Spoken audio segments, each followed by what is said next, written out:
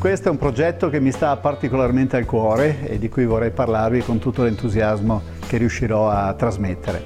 È significativo della genialità e dell'imprenditorialità veneta.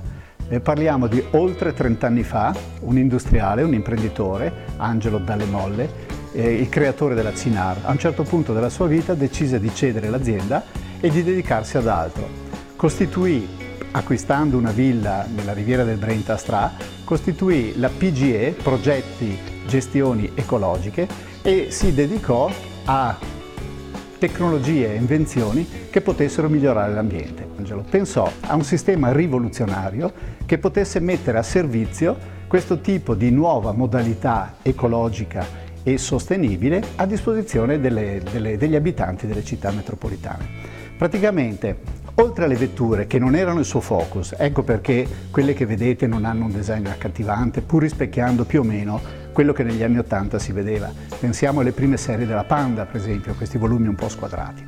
Ma l'aspetto veramente straordinario era in tutto il corollario che lui mise a punto. Il corollario consisteva in una serie di colonnine computerizzate dove si poteva gestire o su richiesta puntuale o anche da remoto la prenotazione, vedendo quali nei parcheggi apposta predisposti erano maggiormente sotto carica e quali erano disponibili per le necessità della giornata.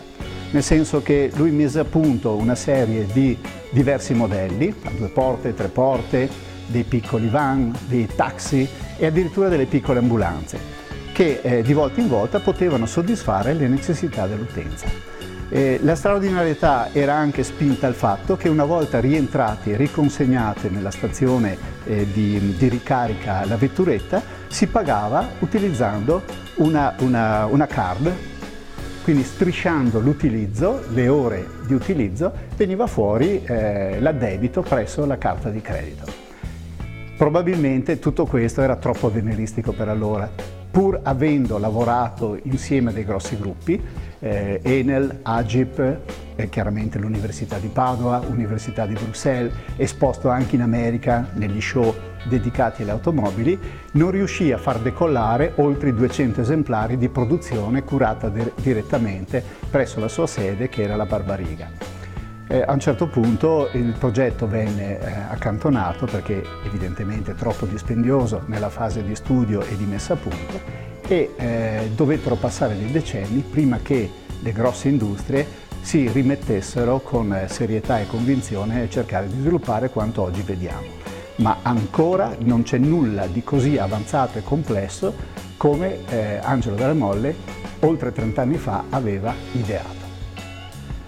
Concludendo, un'altra nota che ci tengo a sottolineare è che gli eredi, la Fondazione Barbariga, venuti a conoscenza dell'attività del Museo Bonfanti Wimar, hanno deciso di donare tutto il materiale che hanno gelosamente conservato per anni al museo stesso, di modo che potesse essere pubblicizzato e reso fruibile a un vasto pubblico.